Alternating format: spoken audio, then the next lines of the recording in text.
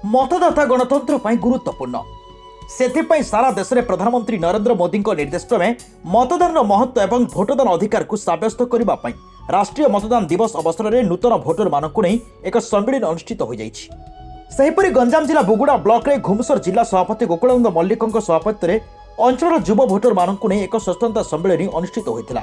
ଗଣତନ୍ତ୍ରରେ ନିଜର ପୂର୍ଣ୍ଣ ଆସ୍ଥା ରଖି ଦେଶର ଗଣତାନ୍ତ୍ରିକ ପରମ୍ପରାର ମର୍ଯ୍ୟାଦା ବଜାୟ ରଖି ମୁକ୍ତ ଅବାଧ ଏବଂ ଶାନ୍ତିପୂର୍ଣ୍ଣ ନିର୍ବାଚନର ଗାରିମାକୁ ଅକ୍ଷୁଣ୍ଣ ରଖି ନିର୍ଭୀକ ହୋଇ ନିର୍ବାଚନରେ ମତଦାନ କରି ରାଷ୍ଟ୍ର ଗଠନରେ ସହାୟକ ହେବା ପାଇଁ ଆହ୍ୱାନ ଦିଆଯାଇଥିଲା। ବୁଗୁଡ଼ା ଅଞ୍ଚଳର ସମସ୍ତ ନବ ମତଦାତା ଯୋଗଦେଇ ଦେଶ ଗଠନରେ ନିଜର ଭୂମିକା ବିଷୟରେ ଅବଗତ ହୋଇଥିଲେ।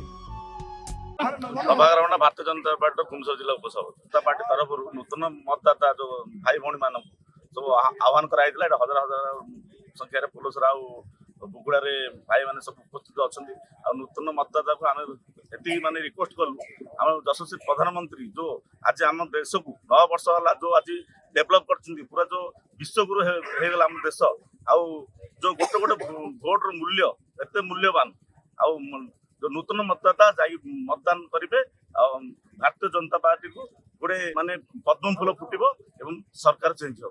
देखु आज जो कार्यक्रम नूतन मतदाता को आमर प्रिय यशस्वी प्रधानमंत्री नरेंद्र मोदी आज संबोधित करुँचे। यही परिप्रेक्षी भारत वर्षर प्रत्येक निर्वाचन मंडली रे प्रत्येक ब्लॉक रे जो नूतन मतदाता सम्मेलन कराई परिप्रेक्षी आज आप देखुं बुगुड़ा पोलसरा रे नूतन मतदाता सम्मेलन होती। हजार हजार संख्यार नूतन मतदाता जोड़ी होती नरेंद्र मोदी से संबोधित करुँच देशर उद्देश्य देशर राष्ट्र गठन उद्देश्य रे देशर अखंडता एकता को रक्षा करने से मानकर जो तंकर निजर प्रथम भोटटी भारती मातार श्री चरण रे अर्घ्य रूप में प्रदान करने अपील करुँच।